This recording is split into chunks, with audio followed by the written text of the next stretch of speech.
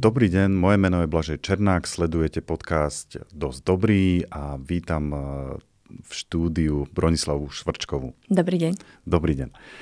Dnešná téma je, že sebahodnota. Tak, ideme na to? Tešíte sa? Na to sa veľmi teším, pretože na túto tému býva vždy veľmi veľa otázok a si myslím, že je taká... Viete, každý o tom hovorí, každá Kolumbová žena, všetci vedia, že by sme mali na tom pracovať, všetci vedia, aké je to veľmi dôležité, ale reálne, keď sa to rozkladá na tie drobné, tak je dosť také ťažko uchopiteľné, že čo vlastne s ňou a čo sa z nej skladá, alebo ako to funguje, takže teším sa na tú tému. No dobre, tak poďme na to, tak skúste mi povedať teda, že čo je to tá vlastná hodnota alebo sebahodnota, čo si potom predstavíme? Ja som sa nad tým zamýšľala, no sú samozrejme k tomu rôzne nejaké také psychologické poučky, alebo ako sa na to môžeme pozerať a keď si tak rozložíme, tak to vnímam ako keby nejaké vnímanie seba samého, že ako sa ja vidím ako človek, ako celok, ako sa vidím, ako vyzerám, ako fungujem, čo dokážem, čo zvládnem a je to taký ten pohľad na seba, ktorý môže byť rôzny, ktorý môže kolísať, ktorý nejakým spôsobom môže nám ten život aj seba deštruovať, aj ničiť, takže naozaj vedomie seba samého a rozumieť tomu, ako teda seba vnímam, ako seba hodnotím. Asi tak by som to povedala. Dobre. My sme sa pred začiatkom natáčania ešte rozprávali o tom, že ja som vám hovoril, že každé ráno sa vidíme v zrkadle a vy ste teraz tiež spomenuli, že ako vyzerám. Chcel by som sa dostať k takej tej téme, že ako pracujeme s tým, že čo máme, ako vyzeráme navonok versus čo máme v sebe, že ako toto na nás vplýva teda. Myslím, že to také každodenné státie pred tým zrkadlom je takéto nejaké také prvé stretnutie so sebou samým a myslím si, že je celkom také dobre si to začať všímať, že vlastne keď sa na seba v tom zrkadle pozerám taká ráno rozospatá, že čo je ten môj prvotný pocit, hej, a myslím, že to tam koreluje od rôznych, Ježišmária, aspoň ťa umiem, máš cez také, no tak čo už, hej. Mám takú prúpovidku, že na ten vek a na tie kilá, že akože môže byť a tak. Takže myslím, že vstať ráno s tým a proste pozrieť sa na seba, že je to OK, že je to fajn, je taký nejaký mierny dobrý stred, lebo zase stať s tým, že som najkrajšia na svete, je tiež asi nejaké také trochu zvláštne. A mne to príde také tie rady toho typu, že staň ráno a povedz si, aká si krásna a povedz, aká je nádherná, ako dobre vyzeráš v tom zrkadle a vy si to rozprávate a vidíte si tam tie vrásky, vidíte si tam nejaké tie gravitačné záležitosti, hej, povedzme si, už nemáme 20, tak vám to príde také, že klamem sám seba, aj to, čo si tu rozprávaš, ak dobre sa vidíš, ak vyzeráš, že tie kruhy pod očami a podobne.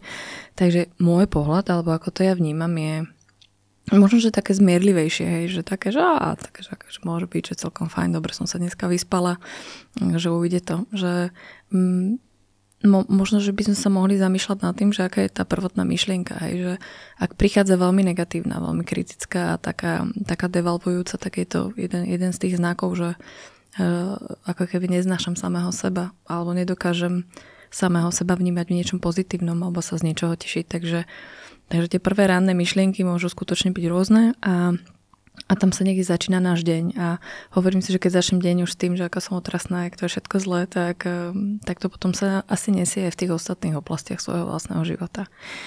Takže možno, že to nie je o tom, aby som sa ráno postavila a rozprávala si tam nejaké ody na seba, ale skôr sa snažila si prijať ten vlastný obraz.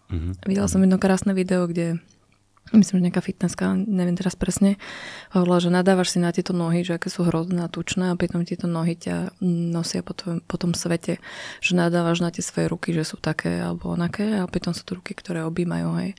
A nadávaš, ja neviem, na svoje telo, ktoré ťa nesie, s ktorým môžeš športovať a fungovať a existovať. Takže ono to všetko má tých viacero uhlov pohľadov, ale máme tú tendenciu ako keby vnímať iba to najhoršie, alebo to, čo nevychádza, nefunguje. To práve vtedy, keď tá sebahodnota je nízka. A ja nadviežem možno len taká zaujímavá informácia, že teraz si to nepamätám presne, bol to nejaký dokument o sociálnych sieťach a ono sa zistilo, že vlastne odkedy v podstate začali tak intenzívne sociálne siete fungovať, tak vlastne korelácia ochorení poruch príjmu potravy zhruba okolo takých 12-13 hlavne pre dievčatá, tak presne takisto vzrástla. Hej. Tak s tými sieťami to išlo zároveň aj tie poruchy príjmu potravy. A keď to vlastne zisťovali, akým spôsobom to funguje, tak úplne keď to tak zjednodušíme, tak keď som sa porovnávala, možno som mala aj 20 spolužiačok a nejaký pár susediek a to bol akože celý nejaký taký náš rámec, kde sme sa vedeli pohybovať a ráno si otvoríte ten Instagram a tam sa porovnáva s celým svetom, hej, že to je šialené, takže aj keď nejaký ten váš veľký úspech, aj možno keď sa hodíte 5 kg, alebo ja viem, možno spevnete a tak ďalej, tak prípada stále v tom množstve tých úspešných, krásnych, dokonalých ľudí, ktorí samozrejme tam postujú hlavne to, ak sa im darí, málo kto rozpráva o tom, jak ráno bolo, tak môžete stále nad tým rozmýšľať, že teda ja nie som dosť, so mnou to nie je v poriadku a keby som mala dosť, tak vyzerám lepšie, alebo vyzerám takto, alebo čokoľvek iné. Takže skutočne sa môžeme baviť o tom, že ten vplyv tej spoločnosti a napríklad tých sociálnych sietí vplýva aj to, ako vidíme ten svoj sebaobraz, ako sa porovnávame, ako fungujeme. Čím nehejtím, myslím, že je to veľmi dôležité, v rôznych veciach nám tie sociálne siete pomáhajú, ale myslím si, že tá temná stránka to ešte len tak stále vylieza, že čo všetko to pôsobí na tú sebahodnotu, na to vnímanie, na to, ako fungujeme.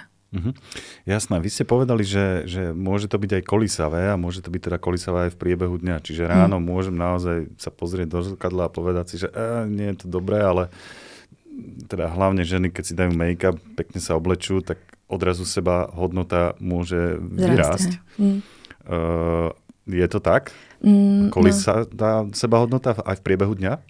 Môže a nielen v priebehu dňa, ale aj v priebehu niekoľkých dní. Viete, že ako sa vyspím, aký mám čas, ako mám možno podporného partnera alebo partnerku, ako sa mi darilo v práci, ako vlastne funguje tá moja sociálna sieť tých mojich blízkych, ako vlastne pracujem možno, že na tej sebahodnote, na tom všetkom. To môže meniť ten môj pohľad, ale pokiaľ s tým nepracujem alebo nejakým spôsobom sa nad tým nezamýšľam, tak som ako keby vydaná na pospas tých dobrých a zlých dní. Hej. Že to znamená, že dneska vyzerám ako tak a na obed mám pocit, že je to úplne hrozné, lebo som stretla susedu, ktorá je modelka, fotí do časopisov a akorát išla na nejaké fotenie. Takže je to také relatívne a myslím si, že je to podobné ako s emóciami, že vy máte nejaký fakt, že zlý deň, dojde na vás emócia hnevu alebo totálneho smútku a v tej chvíli to vyzerá, že tam bude navždy, hej, proste na tom vrchole a všetko je zlé, všetko je čierne. A keď tá emócia odoznie, keď ju spracujeme alebo dáme jej nejaký taký priestor, tak môže sa stať, že ona pekne klesne a zrazu sa cítime úplne v pohode a že to nebola až taká tragédia, dá sa nad tým zamyslieť. Takže tak, keď sa cítim ráno zle, lebo som sa nezmestila do nohavic, tak si môžem povedať, že to je tento deň, lebo je hormóny a zlý deň a nejaký časopis na stole o nejakej modelke, tak druhý deň to môže byť práve takže však celkom je to fajn, dobre sa cítim, ešte stále sa zohnem, ešte stále mi funguje chrbát a podobne. Takže áno, kolí sa to a myslím si, že to veľmi súvisí s tým ako sa zamýšľame nad tým všetkým, že nad tým kolísaním a nad tým fungovaním, aby to nebolo len o tom, že táto chvíľa je určujúca, že či som OK alebo nie som OK. No, to je možno taký ten fyzický vzhľad, ktorý vplýva očividne na našu sebahodnotu.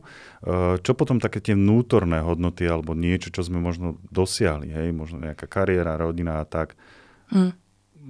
Keď to mám vyššiu sebahodnotu, to tak logicky, keď to nemám, tieto úspechy, tak mám nižšiu sebahodnotu. Dá sa to tak povedať? Keď tá sebahodnota je nízka, tak nás to drží ako keby v takom v slabom nastavení.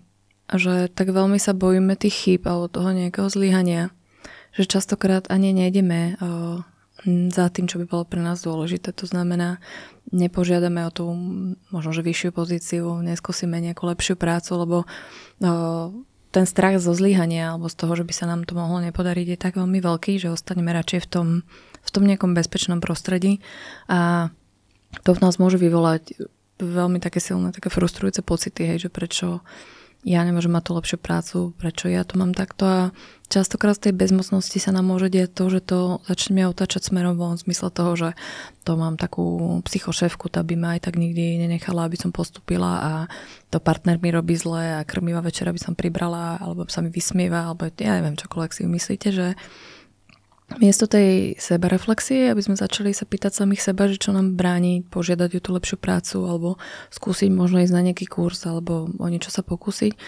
tak zvykneme to projektovať smerom von. Že sú to tí ľudia, ktorí nám bránia, alebo tie sú to situácie, ktoré nám bránia, alebo takéto. Ja mám takú smolu, proste vždy ma nezoberú do tej práce a podobne. A chce to veľmi veľa tej sebereflexie, myslím, že o tom rozprávame v každom jednom našom rozhovore. O takom zamyslení sa na tom, že čo sa vlastne v tom mojom živote deje, že v podstate ja ani sa nepokúsim o tú príležitosť, alebo keď tú príležitosť aj sa o ňu pokúsim, tak môže sa stať to, že vlastne sám sebe podkopem ako keby ten úspech, hej.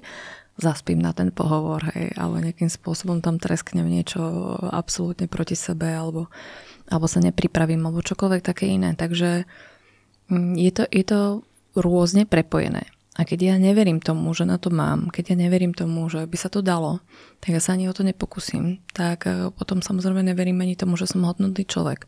A že to je hrozne taký začarovaný kruh. A z neho sa strašne ťažko ide von, pretože zastaviť sa a zmeniť ako keby to nastavenie alebo začať meniť to svoje nastavenie, to je beh na strašne dlhé trate. Hej? A ide to veľmi, veľmi pomalými krokmi. A ja stále hovorím, že my sme v dobe instantného fungovania, instantného chudnutia, instantnej krásy, hej, šup, opravte ma, napravte ma, preoperujte ma, ale vlastne nikto z nás, alebo málo kto z nás má tú obrovskú trpezlivosť meniť tie veci pomaličky, čakať. Neviete, ak to bolo kedysi, keď bol pekár, tak najprv som musel zasadiť ten jačmeň, alebo čo to bolo, to zrniečko, musel sa počkať, kým to vyrastlo, kým dozrel klas a tak ďalej. A my sme v nejakom takom štádiu, že zasadím zrniečko a za 2 hodiny akože, no halo, hej, kde je ten chleba? Že tak veľmi sa to podľa mňa zrýchlilo. Takže tá netrpezlivosť nám neumožňuje ako keby tešiť sa z tých dlhodobých zmien alebo tej dlhodobej práce na sebe. Ak vás tento rozhovor zaujal a radi by ste si ho vypočuli celý, nájdete ho v online programe Dobrý život na stránke www.dobrycoach.sk.